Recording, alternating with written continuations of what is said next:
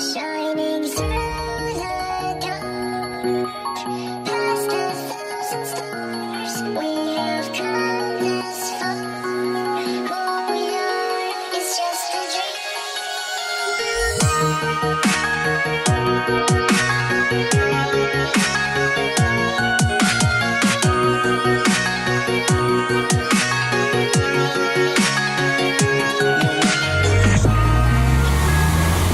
The Mitsubishi Lancer Evo.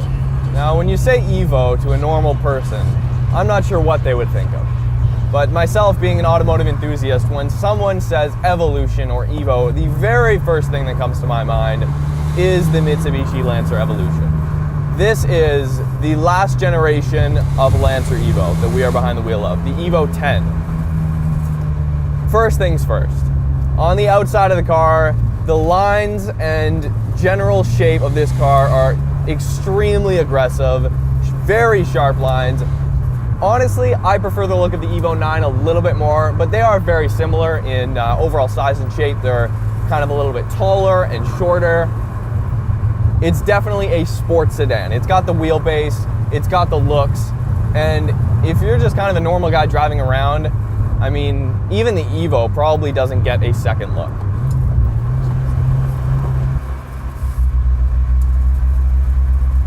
Let's talk about tasteful modifications for a second.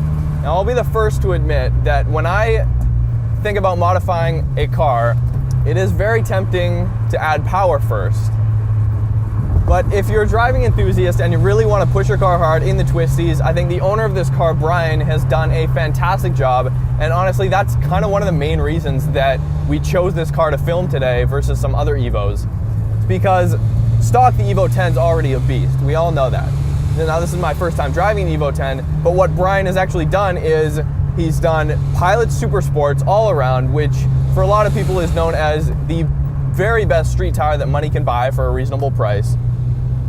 And then he's also done coilovers and a short shifter. So those three things right there improve the driving experience dramatically. Now, sure, if you really want to take this car kind of, let's say, on the gravel or snow and you need that ground clearance, sure, coilovers might not be the best idea for you. But for Brian, I mean, this is a street car, this is his daily driver. The car looks great, and he's got those minor modifications that just make the car stick even more than it did when it was stock.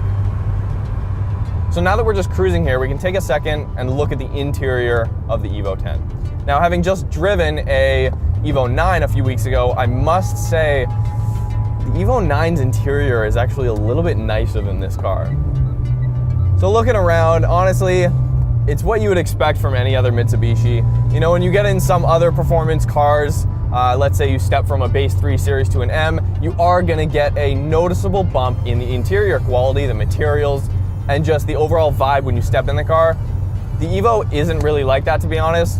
I mean, there's this plastic, it looks cheap. These dials are very generic, just kind of something you would see in your everyday Subaru or Mitsubishi, GM products.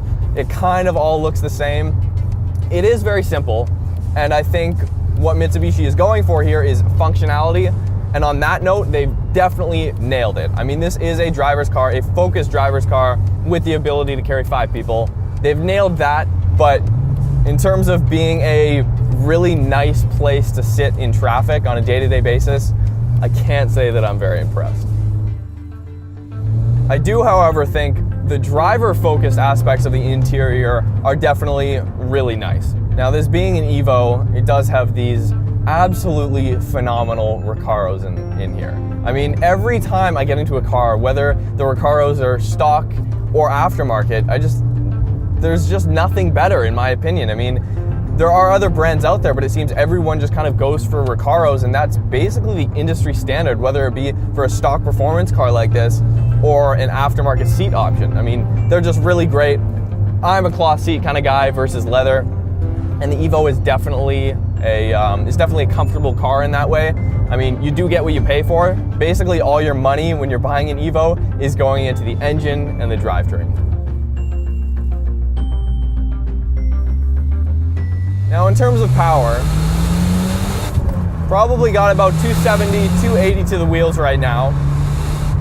honestly, around these B roads here in these twisty sections, plenty enough power. And you still get that awesome mid-range torque when the turbo spools up. Sure, the power band does actually feel like it dies down a little bit at the end of the power band there. It would be really interesting to look at a dyno graph and see if the power actually does drop off or it basically just flattens out. In most cases, it's probably just flattening out, but either way, the car's plenty enough quick to have a lot of fun. It pulls hard. I'm actually really surprised with the stock exhaust as well. It's definitely bassy enough. You get some feedback. It's not really drony. You're getting actually a lot more noise from the engine, which is good, in my opinion. When you roll down the windows, you hear a little bit of blow off, you hear the turbo spool up, intake. It's a really cool experience, and you can sense the car is working hard for you. It's really pushing all these things around. There's a lot of moving parts involved in this car, and a lot of research and development in making this one of the best driving sports sedans out there in terms of lap times, in terms of driver inputs. And I mean, honestly, it's very disappointing to see Mitsubishi end the Evo. That's really all they have, or that's really all they had. The Eclipse, the last few generations, were just completely terrible and ugly, in my opinion, of course. But I think this car looks great. I think, honestly, it's a great send-off for the brand. I think it's a great send-off for this legacy, so to speak, of the evolution. I mean, Mitsubishi was making this car for a very long time before they discontinued it with this model. Now, in terms of steering feel's great.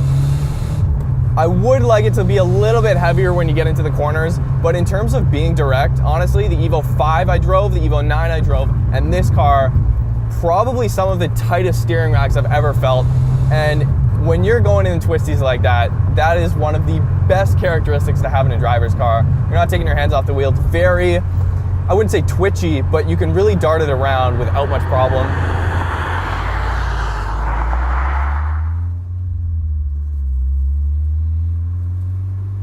So as you can see, 4,000, and it doesn't really pick up anymore kind of after 5,500. Definitely quick, and you can sense that variable valve timing working for you up in the top end of the rev range. But the main excitement from this car, and like any 4-cylinder turbo car, is the torque punch you get from the turbo, and it's definitely very apparent here. I was worried that the turbo was almost going to feel too small. It's going to spool up too quickly, if that's a thing. I like turbos for the excitement, and that's just not the case. It's really solid, really good feeling car. And even from like 3,000 RPM, spools up nice and quick. The shifter in this car, the short shifter that Brian's put on here, is very impressive. Nice and notchy, really short. Knob is aftermarket too. It's just a lot of fun to drive.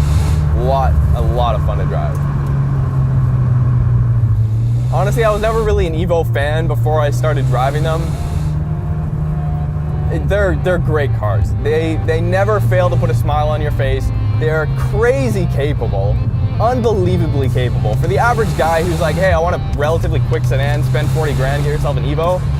Jesus, I mean, that is a lot of car you're getting for the money. I mean, it's a crazy amount of car, especially when you go and put Pilot Super Sports on it. This thing just grips. All-wheel drive is awesome. It's fast, it's comfortable.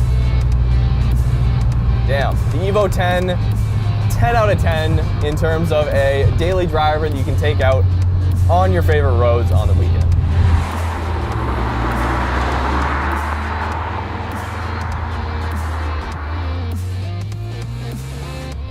Hope you guys enjoyed the video. As always, make sure to subscribe, tell your friends about the channel. Go like us on Facebook, Instagram, and Twitter.